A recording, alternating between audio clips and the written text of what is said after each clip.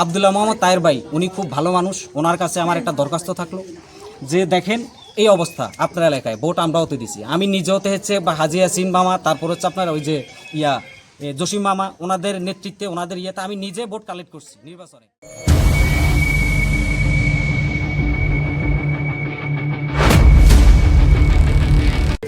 আসসালামু আলাইকুম। আসলে এটা একটা আমাদের সামাজিক সমস্যা। এখানে মামলুক মেম্বার আর উনি এরা চাচাপাতিজা, তাদের এই জায়গাটা নিয়ে সমস্যা বিরোধ সৃষ্টি হবার পর আমরা সামাজিকভাবে 2-3 বার আমি জানি এটা জায়গাটা নির্ধারণ করছি কে কতটুক মালিক কতটুক কথা বুঝছেন। আমরা সীমানা নির্ধারণ করে এটা আমরা ফয়সলা করি যে সামাজিকভাবে এখানে আমিনা এসে টেস্টিং আছে, আমরা সামাজিকভাবে ফয়সলা করছি এখানে গণ্যমান্য ব্যক্তিবর্গ উপস্থিত ছিল সামাজিকভাবে, সেই ধারাবাহিকতা তারা ঘর করছে। এর পরবর্তীতে কেন ঘটনা ঘটলো আমি এই ঘটনা উপস্থিত ছিলাম না, আমার একটা ছেলে হাসপাতালে ছিল, আমি সেখানে ছিলাম। পূর্বে যে সমস্ত ঘটনা হয়েছে ঘটনা আমরা উপস্থিত ছিলাম, সামাজিকভাবে আমরা এটাকে সিদ্ধান্ত দিছি, আমি এতটুক জানি।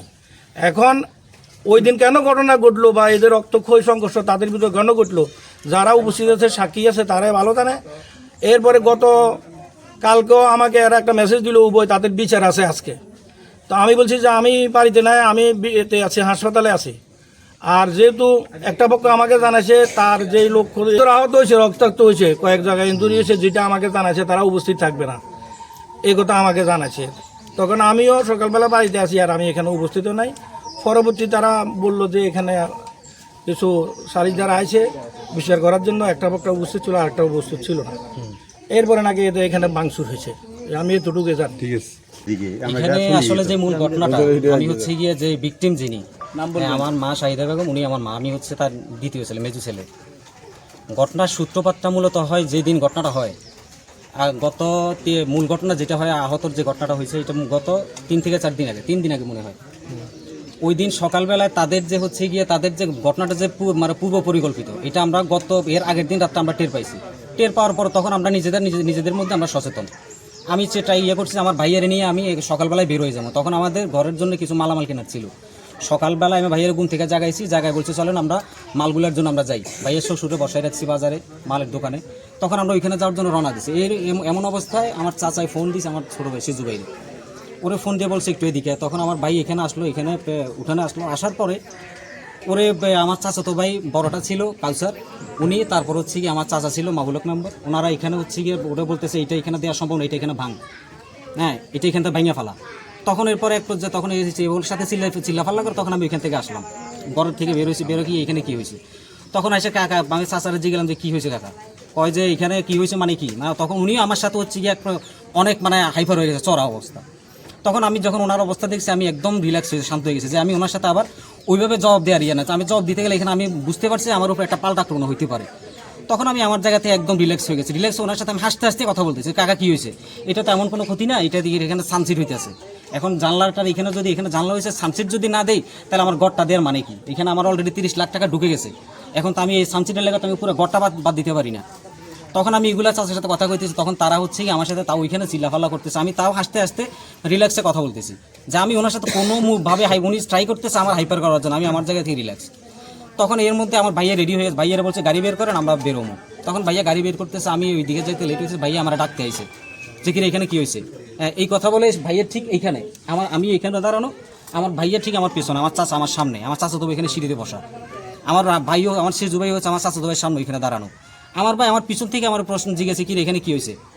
এই কথা যখন বলছে তখন আমার চাচা হচ্ছে খুব বিশ্রী ভাষায় একটা গালি দিয়ে হচ্ছে আমার ভাইরে হচ্ছে কলার ধরেই দাপ ঘুষি, মানে কোনো কিছু বুঝে ওঠার আগে ঘুষি দিয়ে বলছে কি সব ঘর থেকে সবাই বাইরে খানকির পোলার করে এখন এইখানে দাফন করে এলাম। এটা হচ্ছে একটা চাচার ব্যবহার ভাতিজার জন্য, এটা জাতির কাছে আমার প্রশ্ন। কিন্তু আব্দুল্লাহ মোহাম্মদ তায়ের ভাই উনি খুব ভালো মানুষ, ওনার কাছে আমার একটা দরখাস্ত থাকলো যে দেখেন এই অবস্থা আপনার এলাকায়, ভোট আমরাও তো দিছি, আমি নিজেও তো হচ্ছে বা হাজি ইয়াসিন মামা, তারপর হচ্ছে আপনার ওই যে জসিম মামা, ওনাদের নেতৃত্বে ওনাদের ইয়েতে আমি নিজে ভোট কালেক্ট করছি নির্বাচনে, ওনারা সাক্ষী আছে, চাইলে আপনাদের ওনাদের থেকে এই বক্তব্যটাও নিতে পারেন। আমি নিজে হচ্ছে কি অনেকগুলো ভোট আমি নিজে কালেক্ট করছি, তো আমি নিজেও কিন্তু একজন জুলাই আন্দোলনে অংশগ্রহণ করছি, কিন্তু সেই প্রমাণটা আমরা কারোতে দিয়ে পারি না, বলে পারি না যে আমি একজন জুলাই যোদ্ধা ছিলাম, আমি ঢাকা থাকি।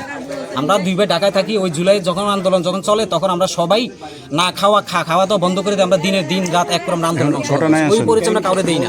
কিন্তু এই এমত অবস্থায় যখন আমার ভাইয়ের উপর আঘাত করে সবাই, মানে একজন ব্যক্তির উপরে আপনার 5 থেকে 6 জন ব্যক্তি ছুরি, তারপর হচ্ছে আপনার লাঠি সোটা, তারপর হচ্ছে আপনার শাবল নিয়ে আর আপনার গ্যাসের পাইপ, এগুলো নিয়ে একটা ব্যক্তির উপরে যদি এতগুলো মানুষ ঝাঁপায় পড়ে তখন তার ওইখানে ওই সিচুয়েশনটা কি হয়, তখন আমরা সবাই তো একবার হতবাক হয়ে গেছি, আমরা কি করবো এখানে। কোনো মানুষের কিছু কোনো ঘটনাগুলো বুঝে ওঠার আগে হচ্ছে তার আক্রমণ। তখন ভাইয়ারে ঠিক এই জায়গা থেকে আঘাত করতে নিয়ে গেছে আপনার ওইখানে রাস্তায়। এক পর্যায়ে হচ্ছে আঘাত করে এখান থেকে ব্লাড যাওয়া শুরু হয়েছে, তার মাথায় আঘাত করছে এখান থেকে তারা হচ্ছে ইচ্ছা মতো তারা লাঠি সোটা কিলবসি দিতে তারা 5-6 জন মিলে তারা নিয়ে গেছে রাস্তায় নিয়ে যাওয়ার পর তখন মানুষ দেখছে, তখন মানুষ সবাই দৌড়াইছে আশেপাশে মানুষ ধরার জন্য, বাঁচানোর জন্য। এমন অবস্থায় ওই ভিড়ের মধ্যে তারা ছুরি দিয়ে আঘাত করছে পেটের মধ্যে, কিন্তু কপাল ভালো আল্লাহর রহমতে ভাইয়ার হাতে পেটের ছুরিটা ঢুকে নাই, ভাইয়া হাত দিয়ে ঠেকাইছে, তখন ভাইয়ার হাতের এক পাশ দিয়ে ঢুকে অন্য পাশ দিয়ে বের হয়েছে। হ্যাঁ, খুব ভালোভাবে জখম হয়েছে। এখন ভাইয়ের এটা হচ্ছে প্লাস্টিক সার্জারি ছাড়া কোনো উপায় নেই, অনেক ক্ষত হয়েছে। এখন ভাইয়া একজন হচ্ছে প্রবাসী মানুষ, উনি দীর্ঘ 17-18 বছর পরে দেশে আইছে।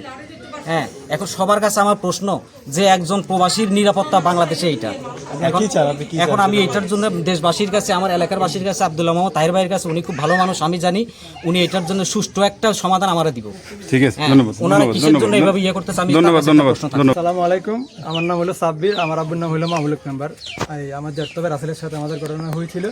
তো ওই দিন আমি ছিলাম গোসলখানায়, আমি এখানে ছিলাম না উপস্থিত, আমি গোসল করতেছিলাম। হঠাৎ চিৎকার শুনে আমি দূরে এসেছি, এসে দেখি যে আমার ভাই এখানে পড়ে আছে, ভাইয়ের মাথায় কাঠ দিয়ে বাড়ি দিছে। তো ঘটনার সূত্রপাত হয়েছিল এই জিনিসটা নিয়ে যে সানসিটটা কত ফুট দিছস, এই রানাকে বলেছিল আমার আব্বু, ডাক দিছিল যেখানে তোরা কত ফুট দিতেছস।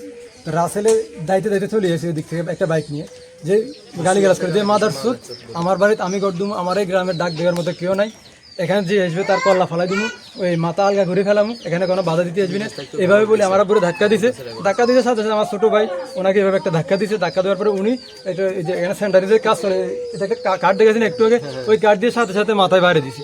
মাথায় বাইরে দেওয়ার পরে সুমন এখানে পড়ে যায়।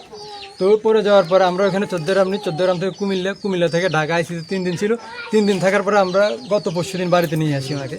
তো এখনও উনি ভিতরে আছে, আপনাদেরকে আমরা দেখাবো ওনার কী পরিস্থিতি, দেখেন ওনার ব্রেনের সমস্যা গেছে।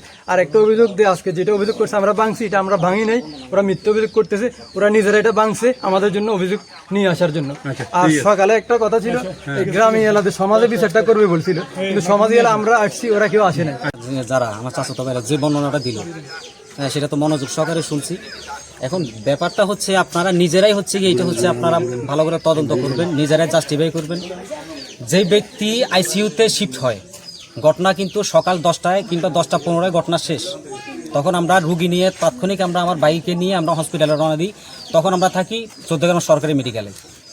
এমন অবস্থায় বাড়িতে আমার কেউই নেই, শুধু হচ্ছে আমার বাড়িতে হচ্ছে গিয়ে মেয়ে মানুষরা আছে, সেই জন্য আমার সেজুবাইরে রেখে গেছি বাড়িতে, যে তুই থাক, এদের উপরে যেন আক্রমণ না হয়, তুই থাক ও দেখার জন্য। কারণ আমাদের তো ঘরের মধ্যে যদি লাশ ফালাই দেয় দেখার মতো কেউ নাই, তখন আমরা ওরে রাইখা যায় বাড়িতে, একাই বাড়িতে ছিল।